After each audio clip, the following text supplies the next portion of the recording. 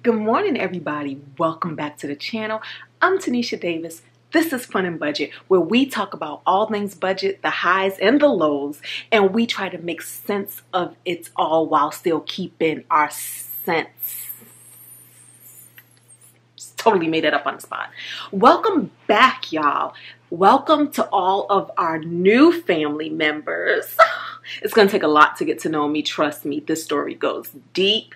And welcome back to all of the tried and true family members who have been here rocking with me and already used to all of my crazy zany ways. Hey, y'all. Hey. Now, in this video, we are going to go over our May review. Okay, I like to call it my prosperity report. Now, here's the thing, guys. I know a lot of people out there do budgets. They do a budget at the beginning of the month, but a lot of people have also come back and say after they do their budget, they don't come back at the end of the month and resolve everything.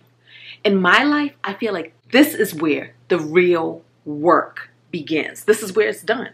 This is where it's done. Because the thing about it is when I make a plan at the beginning of the month, that's my blueprint.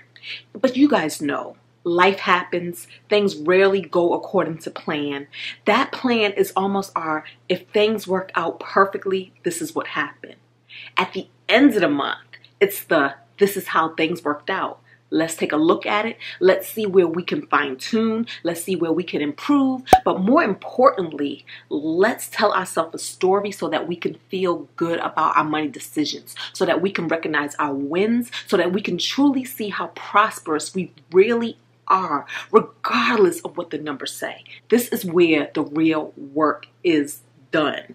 A lot of you guys know I live a life according to the laws of the universe, the laws of attraction, the laws of reciprocity, the laws of cause and effect. There's so many laws. There's actually about 12 universal laws and principles that take place whether you believe them or not. They happen. They happen. Okay. And so I just try to really understand those laws, get in tune with those laws to make it work cohesively with my life so that I can be more effective, so that things can go my way a little easier, and so that I can truly live a life of ease and grace and fun and all of that good stuff. Now, it has always been my hope that on this channel, I'm showing you that by example, not just theory, not just by me coming up here and talking, but that you can actually see in my real world life how things are shaping up and panning out. And this is also why I'm so excited to take everybody along this journey with this little blip that we're having right now with the rental and the tenant who hasn't paid her rent, her portion of her rent, in over 14 months, since March of 2020. I'm excited about this because I don't know how it's going to turn out. Y'all don't know how it's going to turn out, but hopefully, using everything that I know about the law of attraction, using everything I know about life, things that I feel like I'm protected, that I've been preparing for this even when I didn't know I was preparing for this. We're going to see how this all turns out. And I like to play a lot of games, a lot of money games.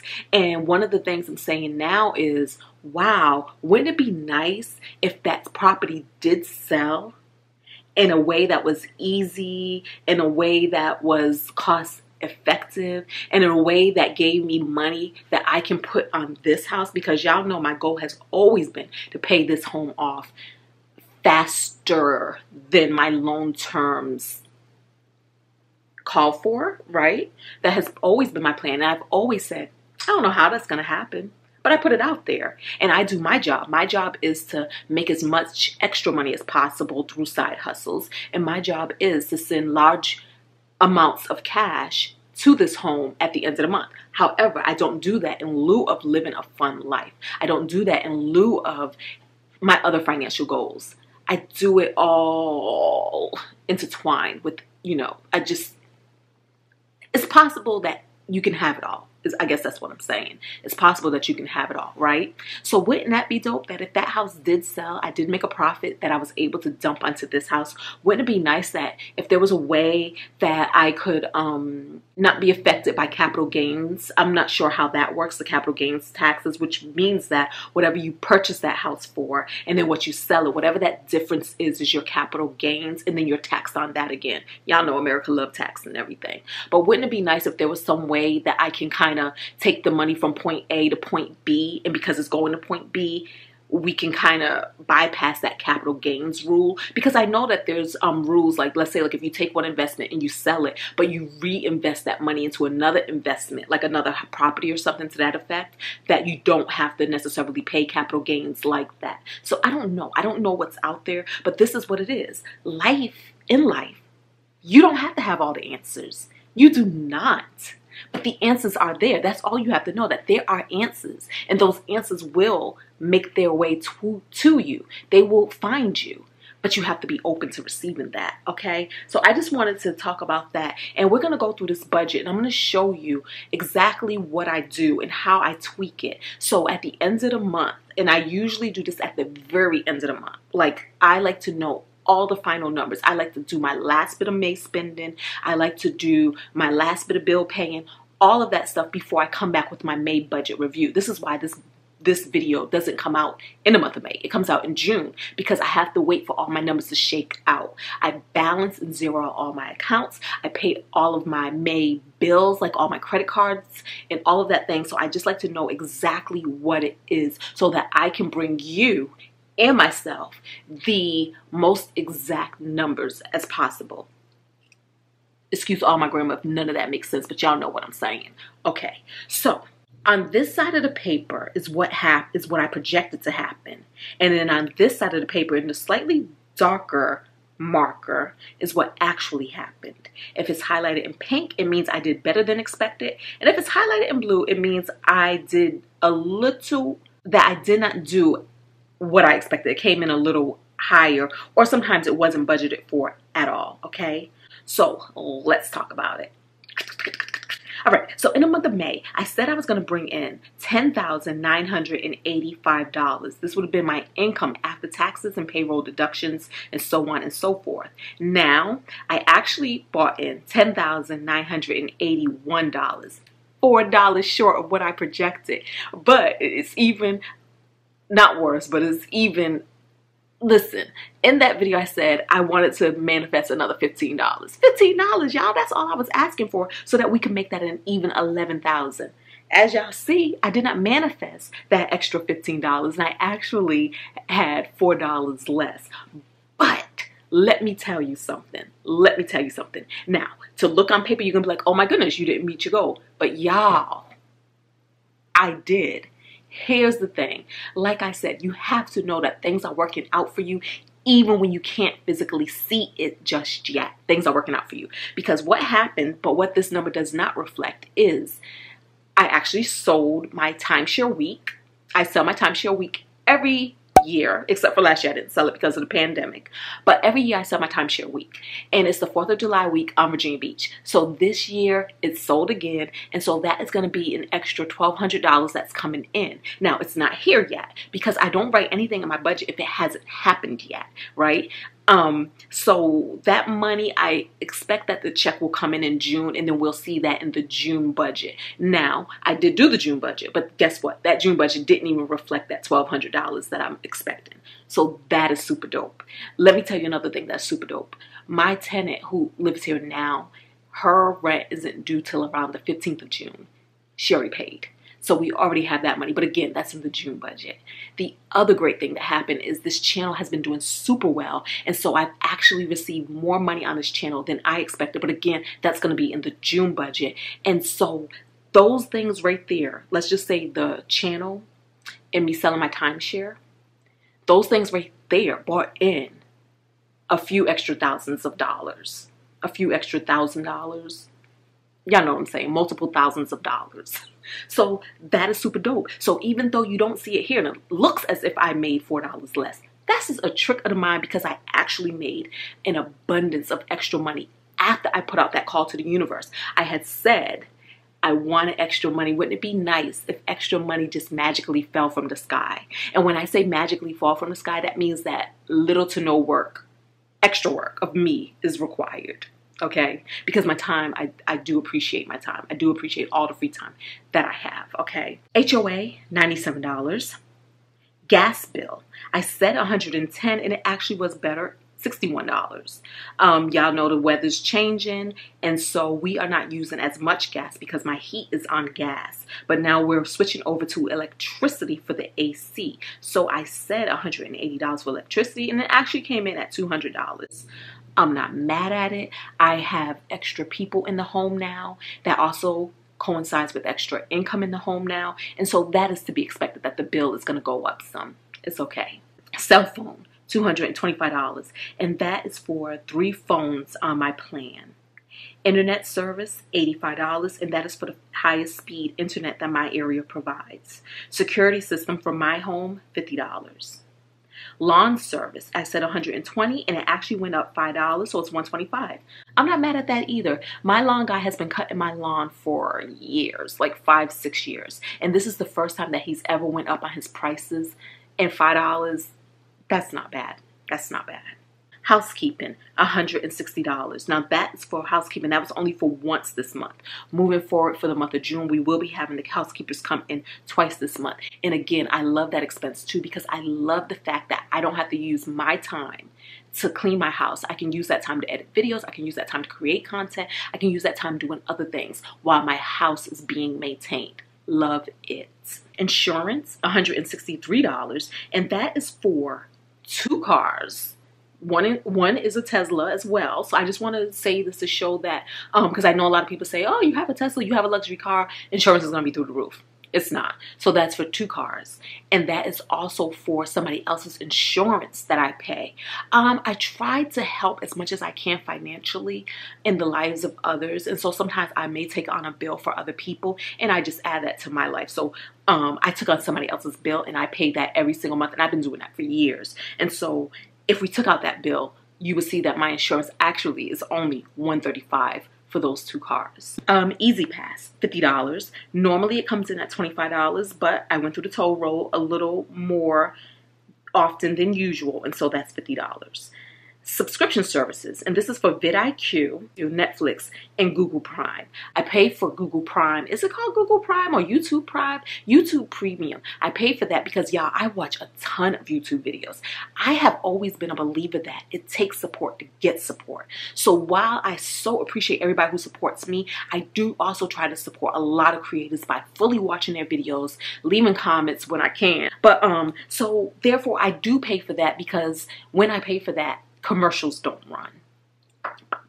So it's so convenient for me not to have to watch commercials, because I do move through a lot of content. And then it's also convenient for me. It has another feature that it gives you where you can actually download videos. I travel a lot. I'm on a plane a lot. I'm in places where there is no Wi-Fi. And so therefore, when I'm able to download videos, I can store a lot of things in my download folder. And then when I'm on a plane or wherever, I can still continue watching videos. All right, so right here, food. Food is something that I did a little different. You guys know that before I was breaking it out with fast food and groceries. The reason why I changed this, and you guys have to do this with your budget, I changed it because it didn't feel as good. It didn't feel as good whenever I said, and this is what I spent in fast food or eating out. It always made me feel like, judgment. Shame. Why am I eating out so much? But now I just decided to lump it all together, because what I noticed is no matter how much I spend on groceries, no matter how much I spend eating out, even when I spend more on groceries and less on eating out, it all shook out to be around the same number. And the bottom line is I'm a person of convenience. I'm on the go a lot. Y'all, it is Saturday. I'm sitting here making this video right now, but I am also going to work after this. I'm going into the office after this. I don't have time to take time out to cook when I'm on the run, on the go, because time is of the essence. And so with that, I spent $307 in food. Not bad at all for the whole month to feed myself. Household, $283. This came in a little high too, but once again, it's only because there were things around the house that I wanted to refresh. And then there was also, like I said, I had the tenants coming in, and anytime tenants come in, there are things that I update, like the mattress pad. Like I put a fresh mattress pad over the mattress. I like to buy new linen for them, and just whatever I may walk around the house and see needs updating and refreshing. Fun isn't always fun, but it came in at $70. And I said fun isn't always fun because this was actually I bought a car charger for my car. There was $14 that was unaccounted for. I don't know what it was on or where it went, but I just tucked it here. So $70. Here, I said $100. It came in at $120. Yeah, I got my hair straightened out again. But it's funny because I know, listen, I was in Rhode Island. Rhode Island was rainy. My hair did not puff up at all. I got back to Virginia. It hadn't been raining. But yet the humidity in the air already, like, can you see? Ugh. It's already started puffing my hair out. But it's okay. After this, we're going to go back to protective styles again because I don't want to do a whole lot of getting used to heat training or using a lot of heat on my hair every time I go get it styled. So this right here is the last hoorah. We're going to start twisting it up, braiding it up, and doing something with this again, y'all. Nails, $85. It came in at $65. It was a little less because I did not get my eyebrows done. Lashes, $125. It came in at $115. St. John, $199. Miami, I set aside $200 when I went to Miami. So that was awesome. I went to Miami this month. So I did a lot this month. I went to Miami this month. I went to Virginia Beach this month. And then I also went to Rhode Island, Massachusetts, New Hampshire, and Maine this month. So I'm super happy with that. So I set aside $200 for that. And I only spent $148. And $50 of that was getting my hair pressed out again because I was going to a wedding and my hair had poofed up in that heat. Gifts. I said $656 for gifts and I actually gifted away $1,229. I'm not mad at that either. It is my dream, y'all, that when I am completely debt free, when I'm making all the money, I would just want to be so philanthropic. Is that the word? I want to give money away. I love giving money to people. I love being a small blessing in people's lives. I love the little cash surprises of y'all, coffee on me today. Little things like that. It makes my heart happy. And plus, I know y'all, I come from super hard times. I come from times where $5 would have made a difference in my life, in my mom's life, things like that. And so I always keep that in my mind that as I'm blessed, I try to be a blessing. And I don't confuse being a blessing with being used. So I rarely ever give money when people come and ask me for money. I don't play them games because I do not believe that all that I do and all that I sacrifice is just so that I can take care of another person. I don't believe that. I don't believe that somebody else's solutions have to come through me or somebody else's problems have to be solved through me. I believe and I go where I'm inspired to go. And that means that sometimes God can place on my heart or my mind that, hey, give this to that person or give this to that person. And a lot of times I don't even know what's going on with that person's life. I just do it. And then come to find out it was like, oh my goodness, like I was an answer to their prayer. Unknowingly. But a lot of the direct ask, more often than not, the answer is no. 401k, $1,500. And this will max out my 401k for $19,500 for the year. HSA, $200. And this will also max out my HSA because my company provides to my HSA. And so this is, I believe, what is the HSA? Is it $3,000 or $3,500? Whatever it is, I've already figured out the math of what needs to come out every paycheck to fully max those things out. Rental, I said $200, and y'all, we had to put $400. We talked about this already in a previous video, why I end up having to put more money, and that is because my tenant's portion of the rent had increased, and she was already not paying any of her rent. So therefore, I had to increase what I provided to that bank account to cover the mortgage. And this is when I made that request. I was like, wouldn't it be nice if magical money just fell from the sky? And y'all, I'm telling y'all, money's been falling. Money has been falling. Yes. Savings, I said $2,000, and because I had to do extra money to the rental and stuff like that, I was saying I was going to switch some things around, and so I did not send as much to savings as I said. I sent $1,328, but we also see that I had also gave more this month than I anticipated. So that's why I got the little arrow pointing up there, because it kind of shows that this is what happened in lieu of.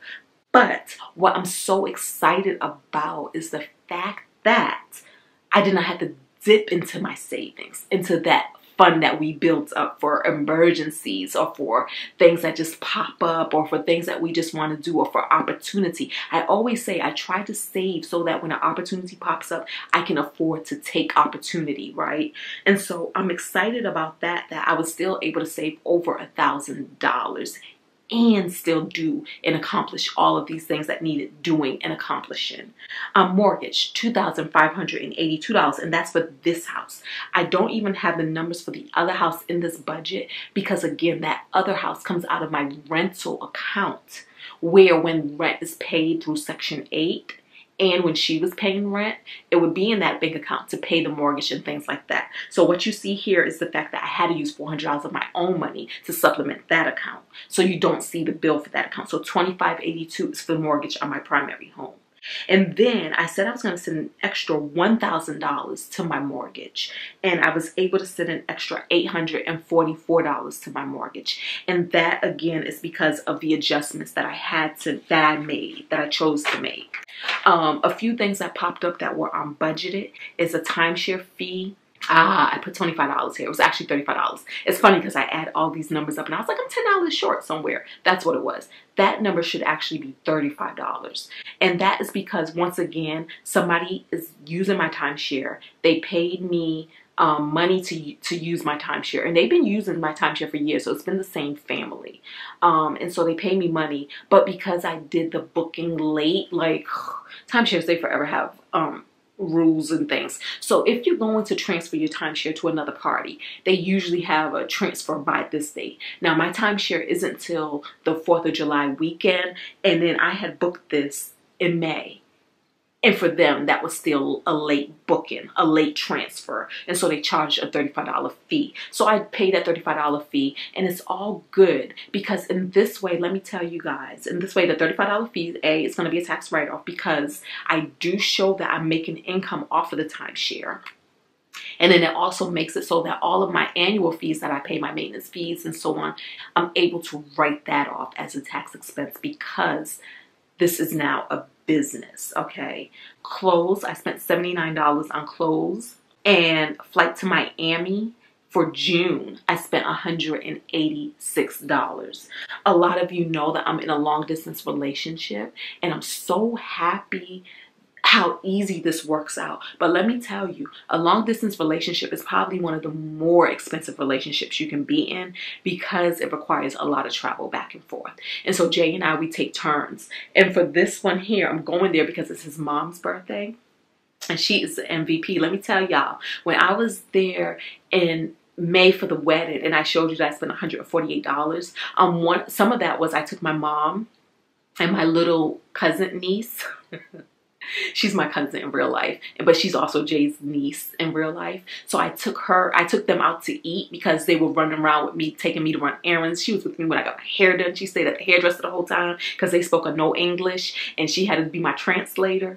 And then she went with me to get my eyelashes done and she stayed there the whole time. It took about an hour to get my eyelashes done. She was a real MVP. So I took her out to eat while I was there and things like that. And so June, she's a Gemini as well. Her birthday is coming up and there's going to be a birthday party for her. And so I bought a plane ticket to go back to attend her birthday party and also spend time with my man. But so yeah, so that's what it is, y'all. That is what I did with my money in the month of May. I'm so happy about it. I'm super pleased with it. And I just look forward to seeing how things shape out in the future with the rental property and that whole thing that I'm going through with bringing in extra income through side hustles. That's the other thing I want to say. Jay and I, we are the kings and queens of a side hustle. And so I also think that's what makes our long distance relationship work because a lot of times, y'all, I be having all the plans and all the ideas. I want to go everywhere and I want to do everything. And I don't even want to do normal stuff. Like, for instance, I told him I want to go to Broadway and see these Broadway shows in New York. And I want to see all the shows in one weekend. And the shows will cost hundreds of dollars. And all he ever asked me is, okay, how much? He just wants me to give him a number, and then I'll give him a number, and then he'll send me the money or whatever, you know, to cover it all. But so it's just so funny because the reason why we're able to do it like that is because we both have hustles. We have hustles. He has a full-time job, but he also drives Uber on the side. And a lot of y'all know who follow us on our other channel. He be doing all the things. And so whenever I give him these numbers, all he says in his mind, he just figures it out, like how much extra Uber does he have to drive to make all these things that I want to do happen. So it's super awesome. And then y'all know me. Y'all know me. I just be like, let me make more videos. Let me do whatever. Let me do whatever to bring in more money to supplement all of this stuff that we want to do. So it's super dope. I should do some money videos about being in a long distance relationship. Until the next video, y'all. Thank y'all for watching. Peace.